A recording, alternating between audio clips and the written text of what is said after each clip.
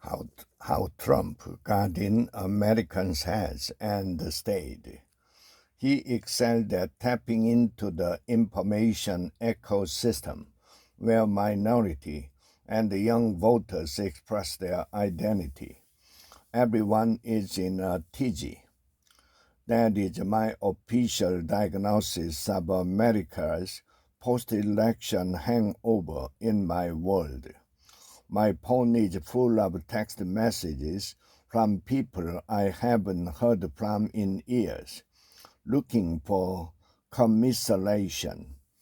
I taught my first class a week after the election, and it took an hour for my students to process enough grief so that we could talk about cheerier topics like the high price of telecommunication in American prison.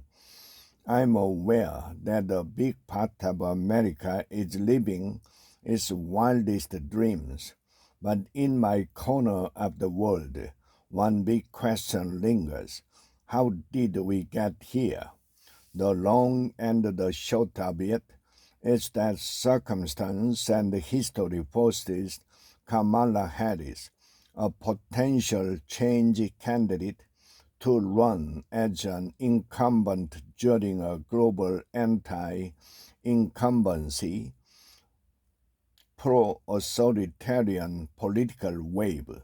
The only surprise here is that anyone expected the United States to be exceptional by bucking the global headwinds that favored a conservative populist.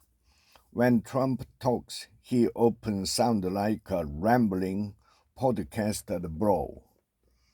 And of course, few things in pop culture prepared our palate for Trump more than the endless parade of housewife reality TV programming.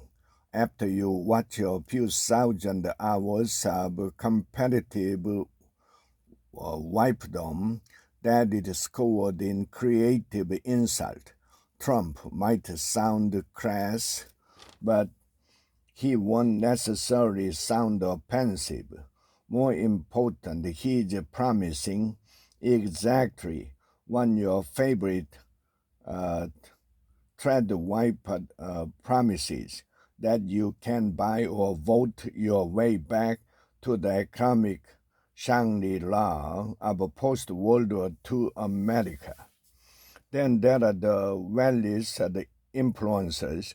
They sell diets and lifestyles that make our bodies into secular religion.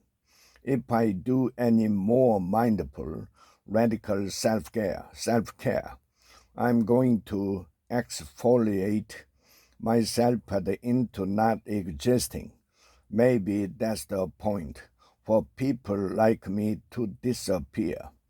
The historian Kathleen calls the Wallace's radicalizing effect the crunchy to all right pipeline, a shadowy space where far left and far right mingle over fad diets and weird politics.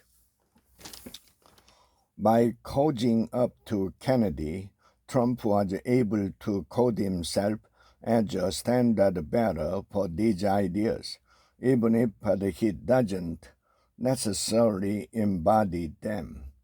Kennedy is one of Trump's biggest cultural ambassadors for the wellness addicted. His message may have sounded incoherent to a lot of liberals, but it managed to assemble a constituency of overlapping online communities that, in particular, are listening for archetypes and aesthetics, not policy. Trump gave them plenty. The sexist, racist notion about who belongs in the home, who should have a voice in public, and who should be excluded from the state were ready-made to appeal to these communities. The Trump coalition found people where they toil online. He built them a political home, one rambling speech at a time. Now, conservatives have a cultural advantage. Should liberals ever wish to regain power or hope to keep it, they'll have to find a way to beat disinformation while also meeting people where they are.